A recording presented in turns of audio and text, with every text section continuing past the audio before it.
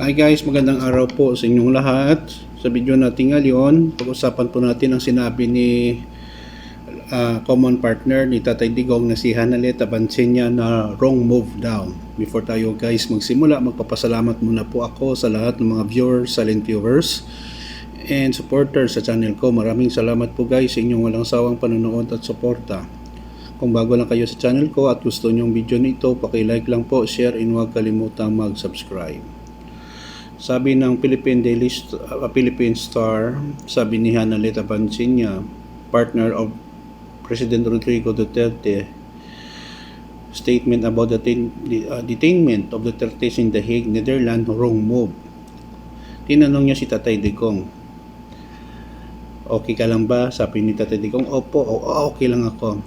Ang mga gumawa sa kanya nito, sabi ni Hanaleta, impyerno kayo, akala nila they will put him down. Nagkamali sila, wrong move, he said. Ito po.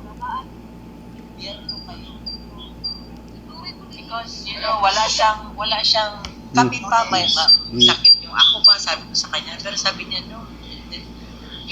Yun ang maano talaga siya ng tao. Kilala niya naging presidente. Yes, ma'am. Exactly, ma'am. Tsaka, yung all he cared for was about his country and about his country.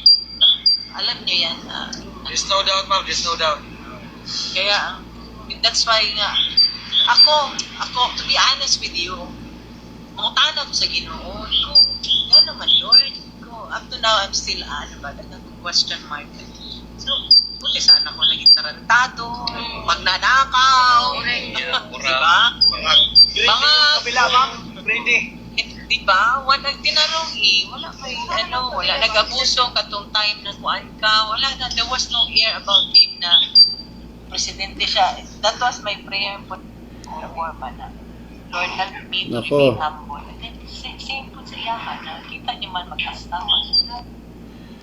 Hindi ko daw nag-abuso si Tatay Digong sa kanyang katungkulan. Naku, nagkamali yata si Ma'am Hanaleta Bansenya. Pinagmumura niya nga ang Diyos eh. Maraming namatay na mga tao na mga drug personality na maliliit lang. Hindi Michael Yang, malalaking, hindi Peter Lim, hindi nga nahuli. Mga extrajudicial killing, hindi ba yun masama ginawa? Tatay Digong protects China sa West Philippine Sea. Walang sang inaksyon. Pinabayaan niya ang OFW sa Indonesia, si President Bongbong Marcos pang nagpauwi dito. Hindi daw corrupt sa pandemic, nako po. Ewan ko lang. Sabi nga ng mga sabagay, kung sabihin niya ang tumulong na mapa-aresto si Tatay Digong ipupunta sa impyerno, magsama sila doon lahat, no? Sabi ng isang netizen, you reap what you sow. Of course, he killed people. He said every time, all the time, ikaw na lang dapat kasama ng asawa mo, biglang nawalang passport mo. Okay. BBM administration is a real genius. They pull the root of evil first, then let the leaves dry and fall until the whole tree die. God bless Philippines, God bless Filipino people. Sabi ng isa, tama po ito, agree ako dito. Hanaleta, you must be hallucinating or on denial. Duterte is already in impyerno, sumama ka na. Ay nako.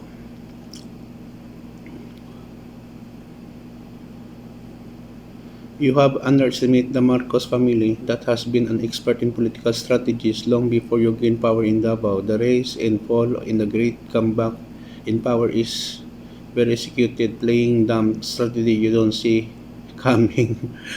Tama po. Magaling talaga ang mga Marcos.